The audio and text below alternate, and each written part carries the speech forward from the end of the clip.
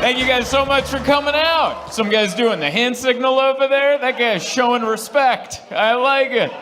One more time for Bob and Hannah. Make it loud for them. Warming you guys up. This is my first time here. This is the most well-illuminated comedy club I have ever been to in my entire life. I feel like the stage lights are on in reverse. I can see everyone's face all the way to the back. Wow, this feels like the 80s. I love this. I feel like we're at an evening at the Improv taping in 1989. Everything's glowing. This feels like the nicest Chipotle I've ever been to. This is amazing. Look at all the lights and the colors. Whoa. Sorry, I've been microdosing shrooms, and this is a lot. It's supposed to boost your mood, but you're not supposed to have this much color right in your face. You're like, whoa, all right. Oh, wearing sunglasses for the next set. Thank you guys so much for coming out, man. This is great. We're here. We're doing it. And I believe we're in Albuquerque, but it might also be Bernardillo. But it could also be Santa Ana Pueblo. So I don't know. And then someone threw a fourth one at me, and they're like, it could also be Rio Rancho. Will you guys make up your mind? There's nothing but space out there, all right? You guys are being real nitpicky over nothing but space. Oh, yeah, you can't do that here. Now, in Rio Rancho, you could get away with that, but not in my jurisdiction.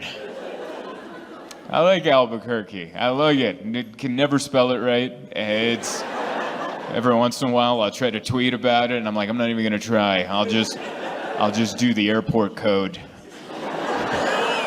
I can do that one.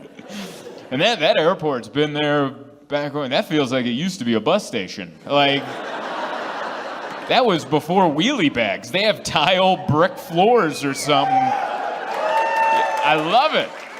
That was back when people carried their bags like men, but now everything's on wheels, so it's just da-da-da-da-da-da-da-da-da-da-da-da. And you're like, man, update that airport floor. And it's an interesting group. Like, I'm shocked how normal everyone looks in this audience.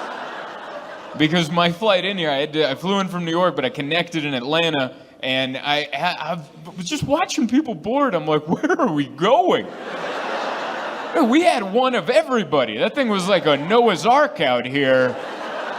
We had Amish people, we had farmers, there was a little person with a cowboy hat for no reason. There's a guy barely wearing a shirt. It was just everybody and nobody. And then I got here early, and I was just walking around the casino before you guys showed up, and it's a motley crew out there, I'll tell you. Everyone looks like they just got out of physical therapy out there, just wearing knee braces on the outside of their jeans. Well, that's healing well, I can tell.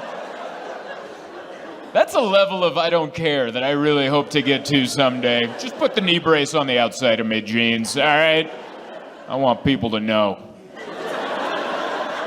Make some way. I'm coming, you know?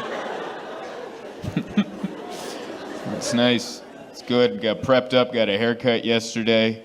And thank you. It's not what I asked for, but it's what I got. I don't know what it is. I gave clear instructions, clear what I wanted, and then he just gave me the haircut he has.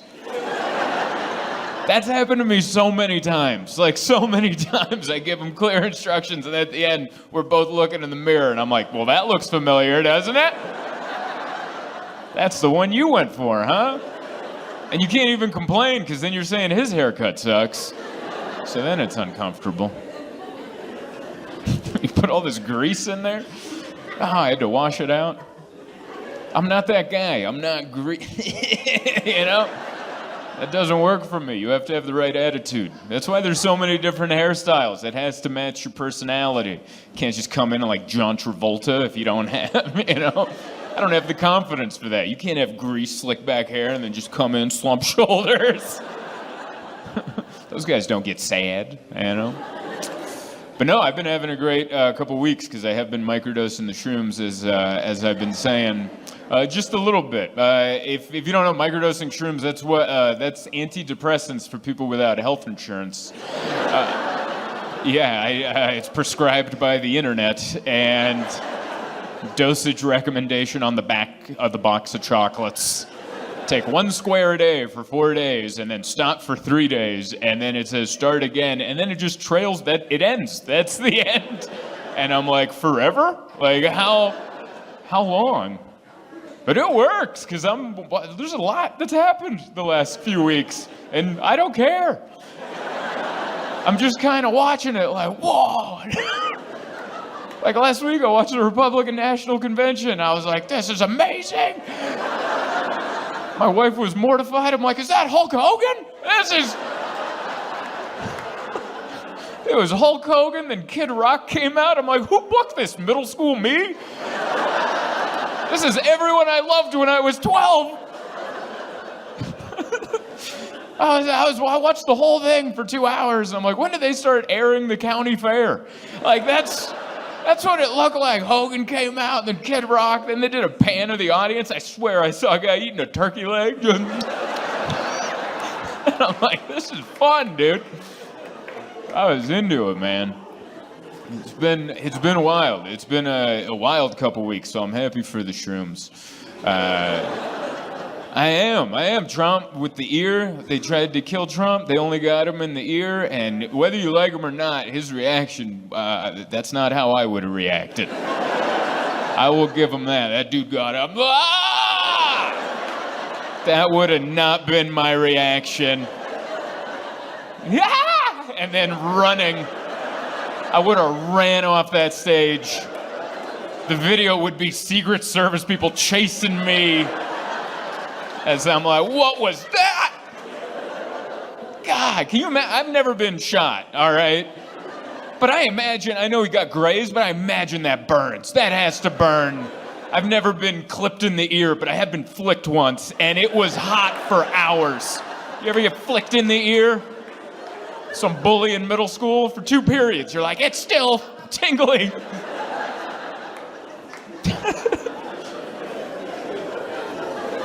We got to watch the Secret Service people, you know?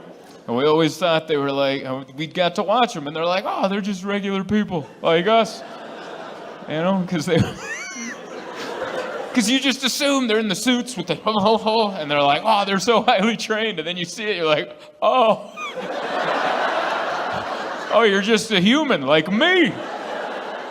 Like, we're all trained for whatever job we do, but sometimes we show up and we're like, what? And that's what they did. Huh? That town had 2 roofs. That entire town had 2 roofs. This is in the far middle of nowhere, Pennsylvania. And they're like, all right, we'll put a sniper on that roof. What about that other roof? Come on.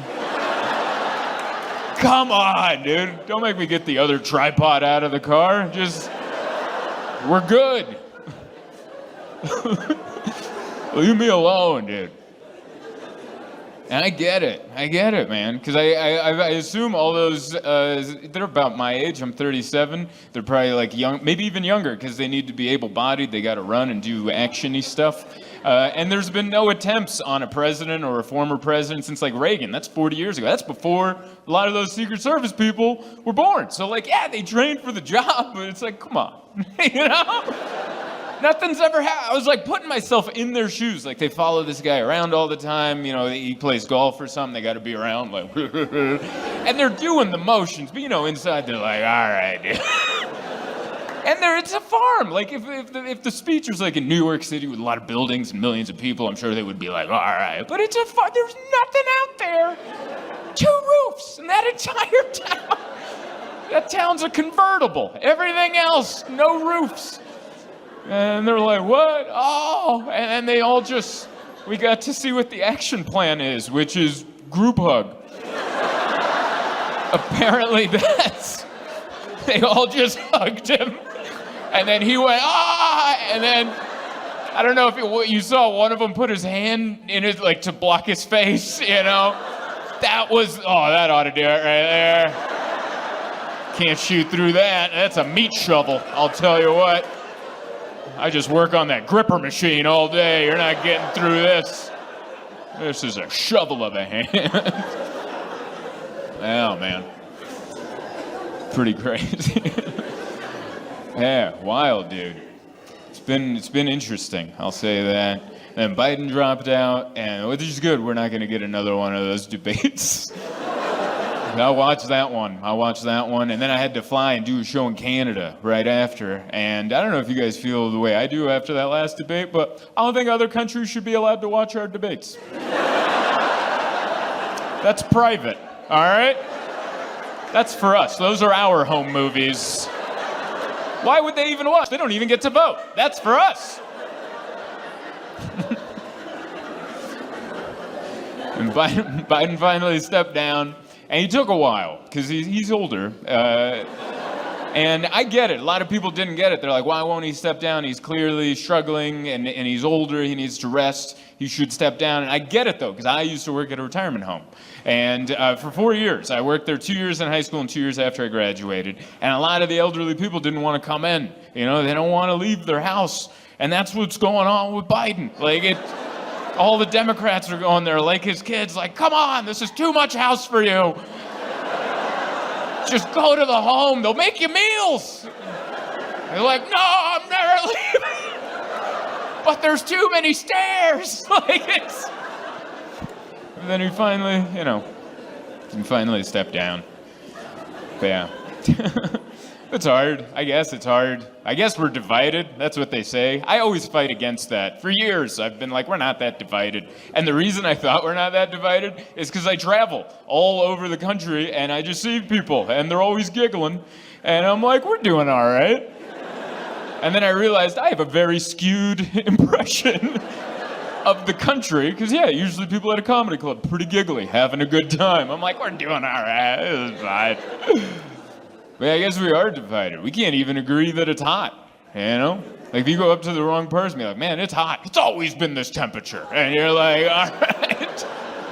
Are you sure? That's what they want you to think. I'm like, all right, dude. Your Crocs are melting, but that's fine.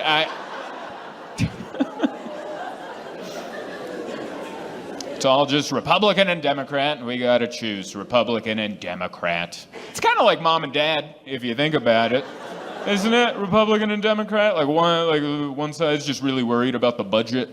Like, who the hell's gonna pay for this? And then the other side's like, come on! Let's go have some fun. Live a little! You know? But mom cares about what you say in the household. She wants you to be polite. We don't use that word in this household. And dad's cheap, but he'll let you cuss around him, you know?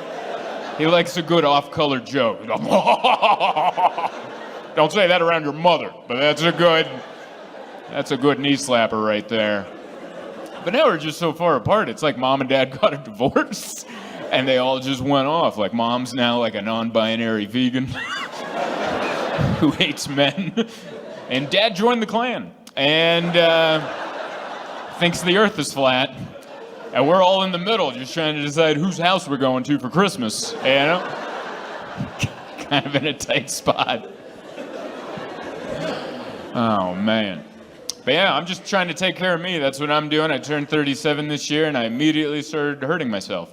My body fell apart. Immediately. I blew out the candles, and I went for a run, and I hurt my hip on my run.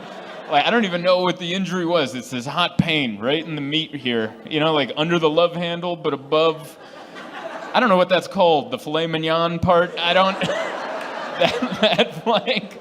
It hurts so bad. It's hot.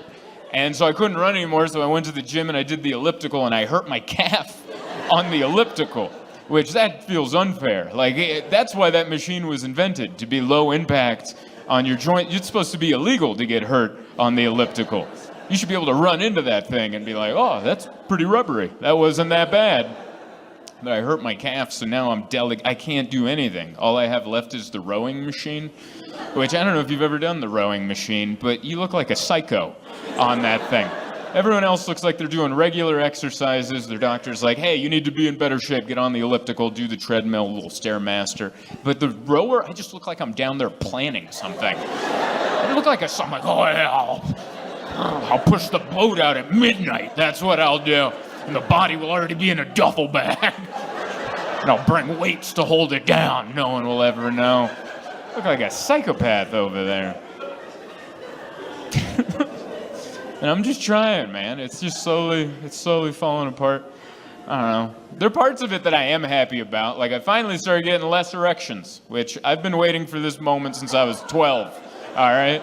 This thing's been the bane of my existence, okay? Just showing up at random times. Ah! And you're like, not now, dude. Trying to get my bag out of the overhead. Why don't you calm down? Thank you. I like the fellas that connect with that. It's the summer. We're wearing shorts and just, and you're like, all right, I guess we're not making this connection. Because I'm not standing up in this moment. Don't get me wrong, like, it all still works, but like when it's supposed to. Like, he doesn't come around unannounced anymore.